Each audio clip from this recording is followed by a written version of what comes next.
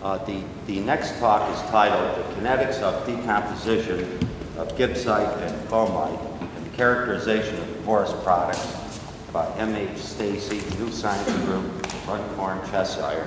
Dr. Stacy. Thank you. Do we have to put this on? Yeah, you can hook this here. Can you do it? Let me do it. You have a remote control for this. Yes, maybe they're all I'll- loaded up ready on it. All ready to shoot. Thank you.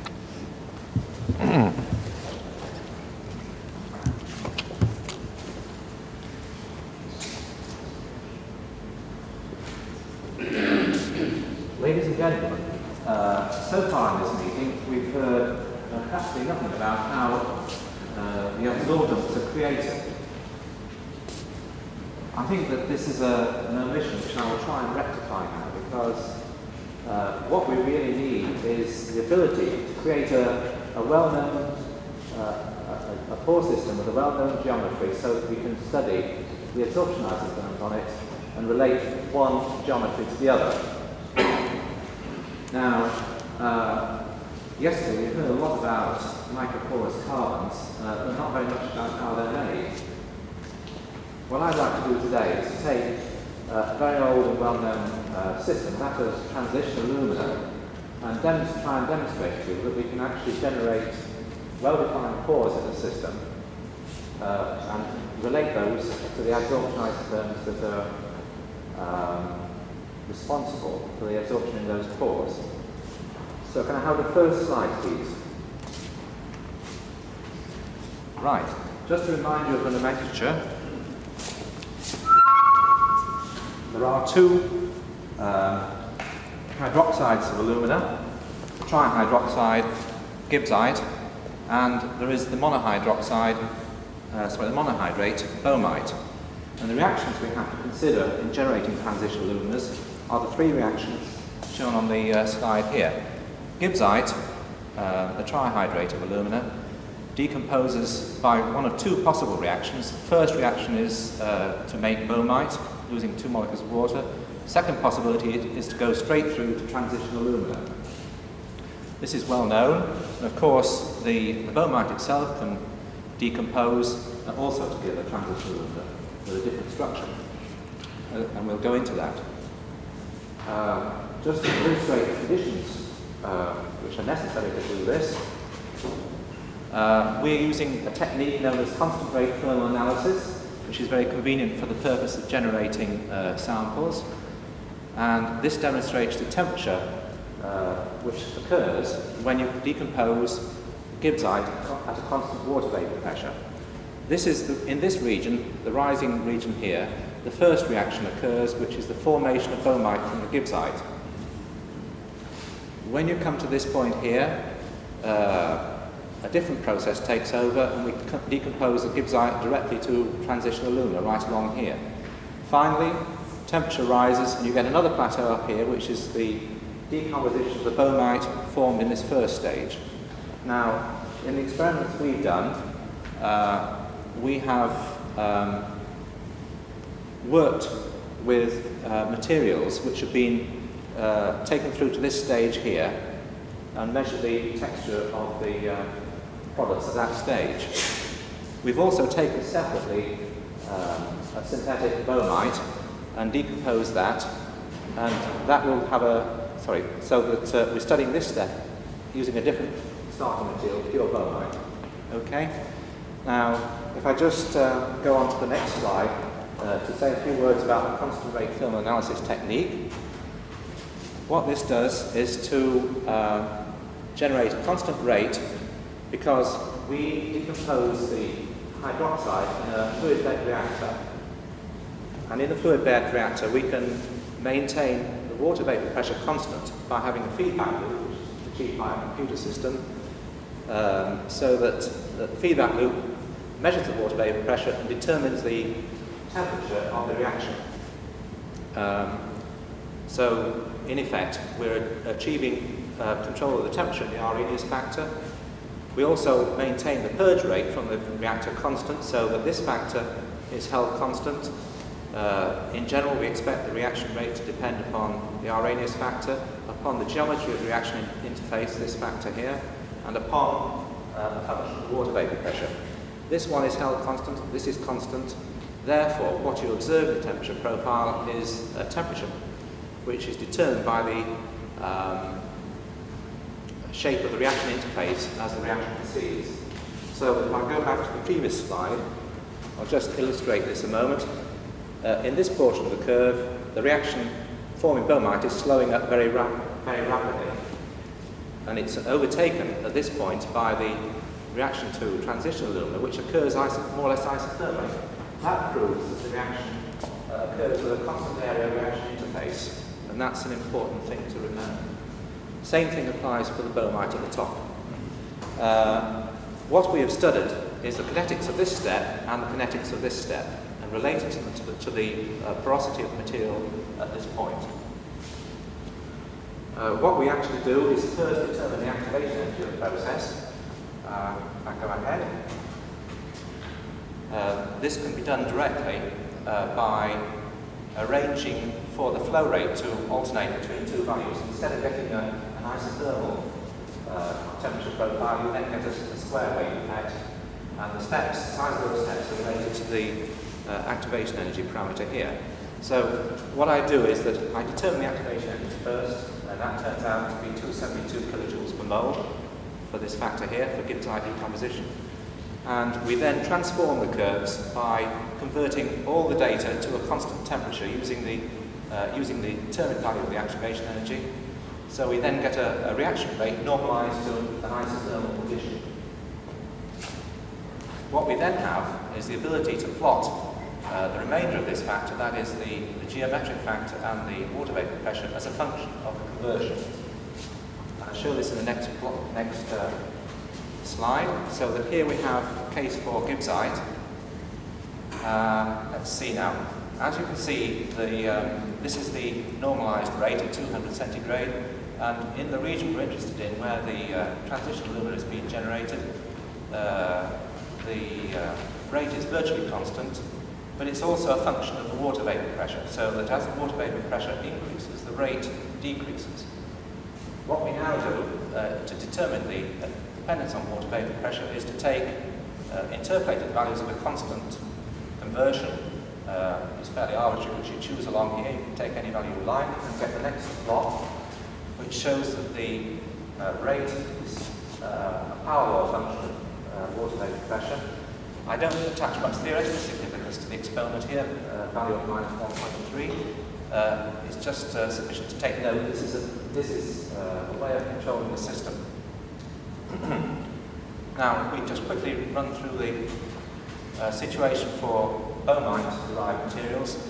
Boehmite decomposes at a higher temperature, around about 400 to 450, and again, it's a constant area interface situation.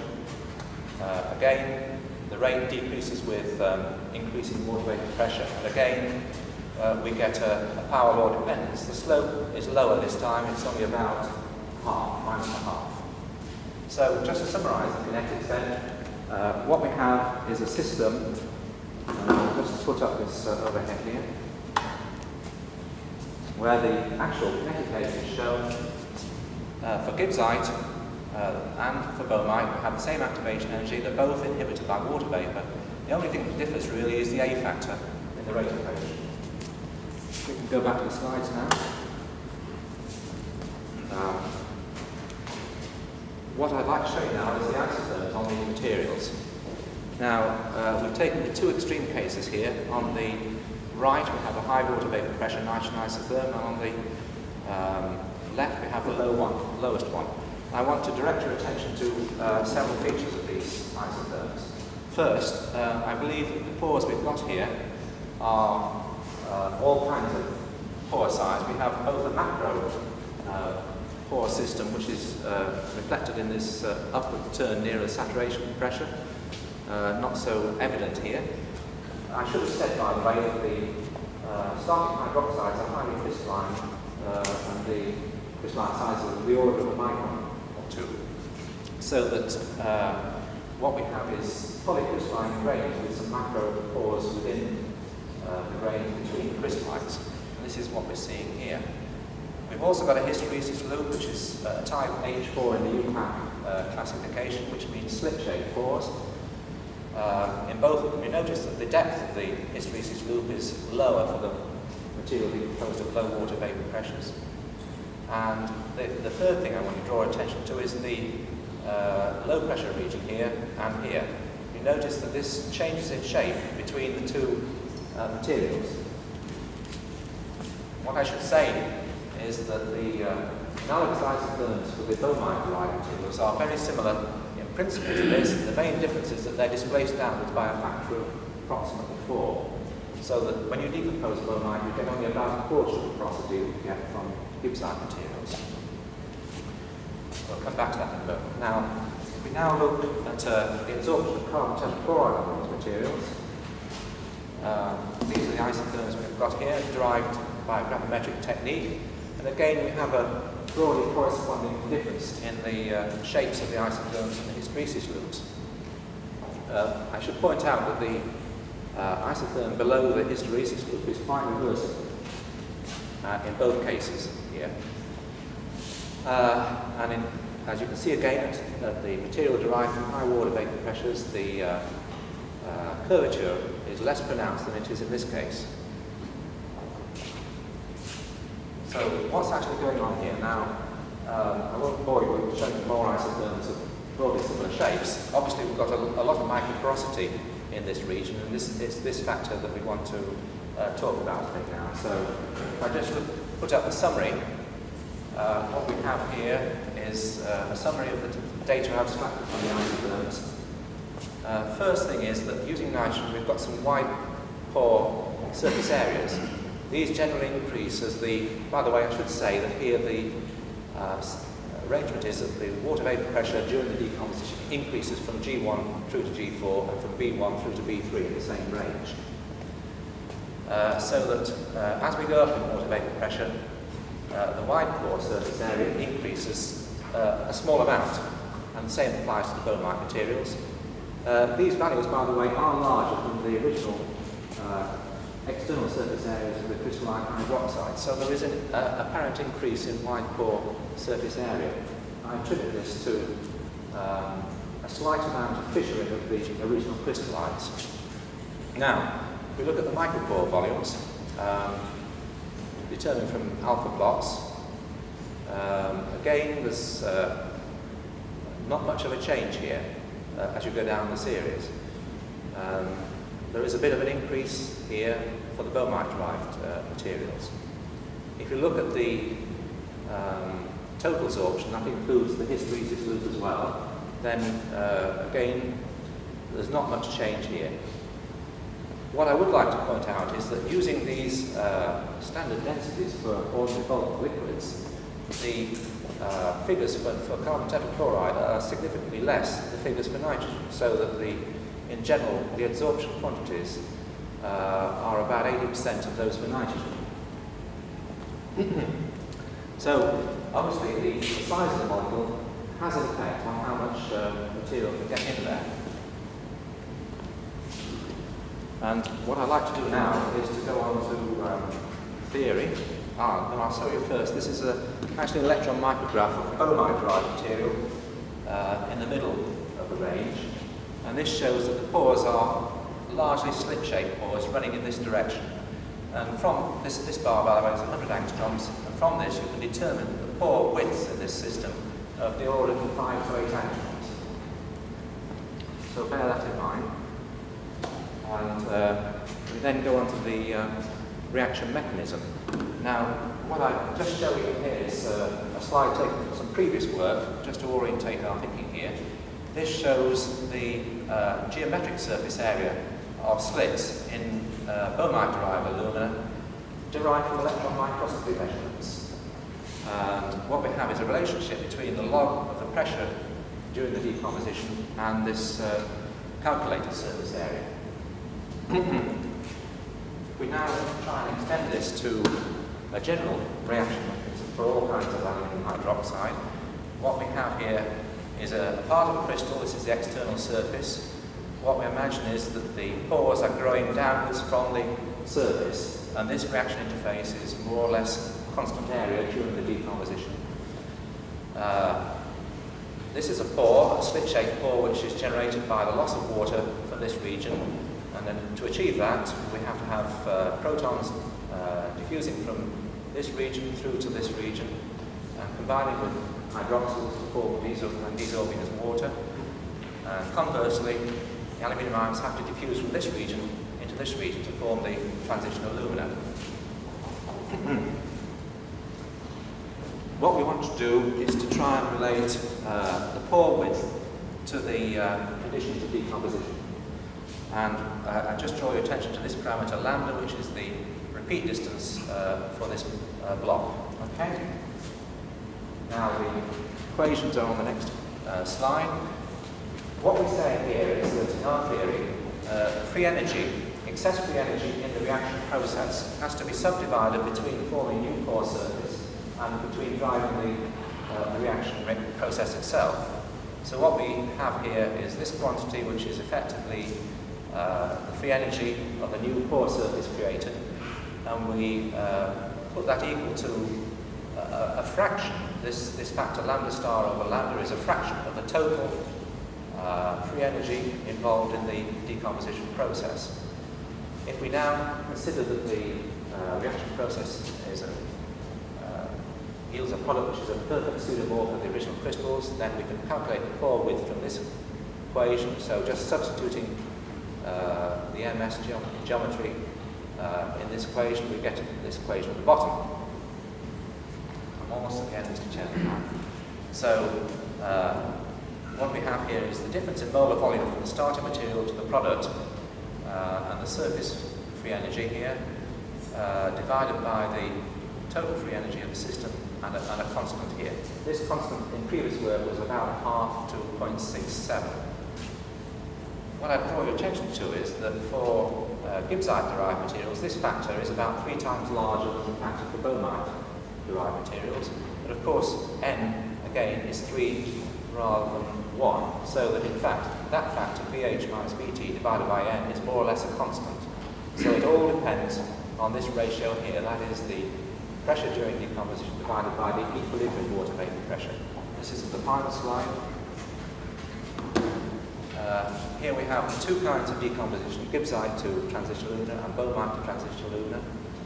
And here are the experimental points for the materials which we made, which are included the isotherms. And you'll see that for gibbsite, we've got about 3 orders of magnitude in this pressure ratio here.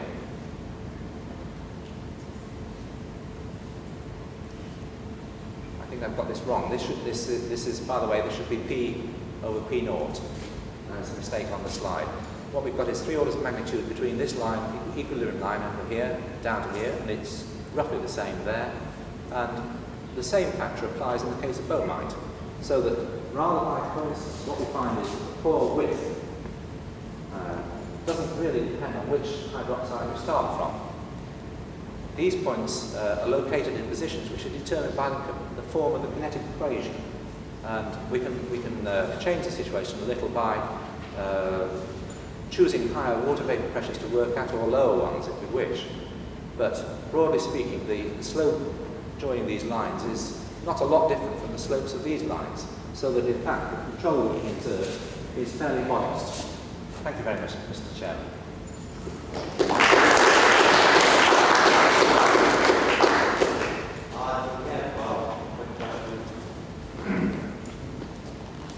Well, I think it's a very interesting piece of work. I didn't know something about it before you started, but the thing I was, or one point I was especially interested to see was the difference in the shape of the nitrogen ions, especially with the low water vapor pressure and much higher water vapor pressure. This is, of course, as we might expect, but it does reflect straight away the difference in the micropore size distribution, doesn't it? And I think the interesting thing there about the carbon tet isotherms is the fact that you get I would explain the fact that it doesn't seem to be quite as striking in that case, because there is carbon tetrachloride molecule, of course, is more bulky than nitrogen. The polarizability is higher, and therefore the distortion is greater. So on the corresponding non-porous ices there for carbon fluoride, I think you would find, as we did for silica, that it was virtually in type 3 isotope. So there has been a large degree of distortion in both cases there, and so you don't therefore see, relatively speaking, as much difference between them. See what I mean?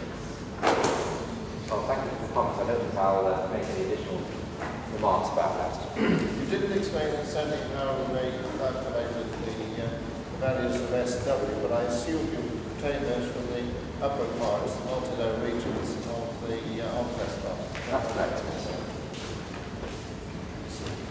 Okay, one more quick. That was a very comprehensive study of decomposition of these two hydroxides.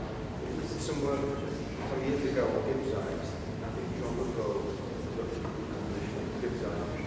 I don't know whether you looked at decomposition at very low vapor pressures. We carried out some decompositions over many days with very thin beds under high vacuum conditions. We found that the pores were so small they weren't penetrated by nitrogen. Yes, okay. This is this work I just reported, which follows on work by Jean Rouquayrol at Marseille. And just to repeat what John Ramsey has said, at extremely low water vapor pressures, down to I think of the order of 10⁻⁴ torrs, you get a material which will not absorb nitrogen. So the assumption there is the pores must be even smaller than the natural molecule. Aggregates, the secondary aggregates must be very large. Oh yes, yes, they are. Yes, they are. But there's less distortion Yeah. in the original crystal. I mean, that's what it amounts to. Yes. Water can get out more easily. And you've got your pseudomorph in a packed state. Yeah, packed state, that's it. Do you see any difference with carbon and nitrogen and selective permeability? Sorry, selective. Well, absorption when you collect the cycle. Well, not beyond that which I just described.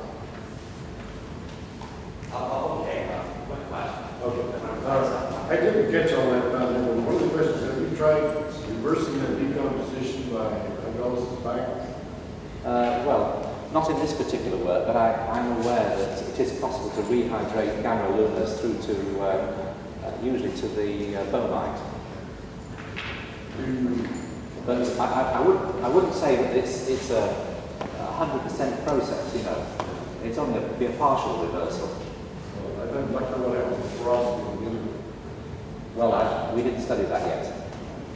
Okay, you guys better continue this over your drink tonight. We have to get out. I don't want to lose my reputation as a chairman.